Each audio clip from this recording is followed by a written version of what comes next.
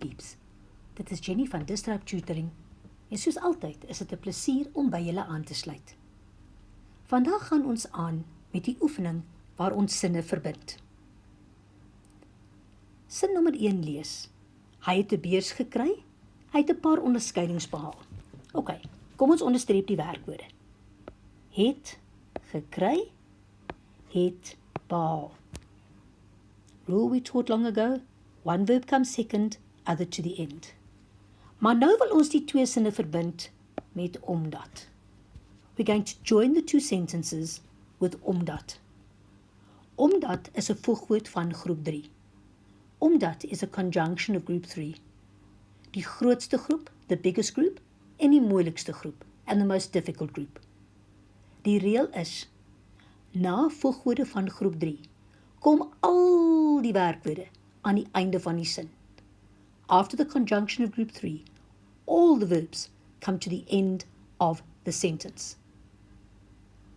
Daar is ook 'n reël wat sê, the verb that comes first stays first, except for het, which always goes last. So kom ons probeer hierdie sin. Hy het 'n beurs gekry omdat. Okay, my werkwoord is het behaal. Those two verbs have got to go to the end of the sentence because this is group 3. But het always goes last. Answer, omdat hy 'n paar onderskeidings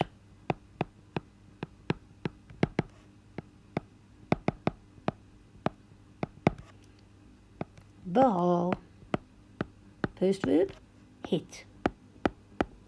Daar is my twee werkwoorde, they are my two verbs, behaal het, aan die einde van die sin, at the end of the sentence, because omdat is group 3, but het always comes last. Sin nommer 2 sê, hy moet goeie voorbereiding vir die eksamens doen, jy sal nie slaag nie. Kom ons kyk na my werkwoorde. Let's underline my verbs. Moet, doen, sal, slaag. Right? Die eerste sin verander nie, first sentence doesn't change. Jy moet goeie voorbereiding vir die eksamens doen. Hierdie keer verbind ons met anders. We're going to join with anders. When you learn your groups, you will see that anders belongs to group 2. The rule for group 2, the verb comes straight after the conjunction. Daar is my werkwoord sal. Let's put it straight afterwards. Anders sal jy nie slaag nie. One verb straight afterwards and the other word at the end. Voordat ek afsluit, wil ek net baie dankie sê aan ons Epic Borgmaatskappy wat hierdie video moontlik gemaak het. Lees alles oor hulle in die beskrywing hieronder. Onthou om ons webtuiste te besoek vir meer van hierdie Epic studieklas video's. As jy nie die antwoord op jou vraag kan vind nie, stuur vir ons die vraag en ons sal antwoord met 'n persoonlike video net vir jou. Tot volgende keer, bly epic!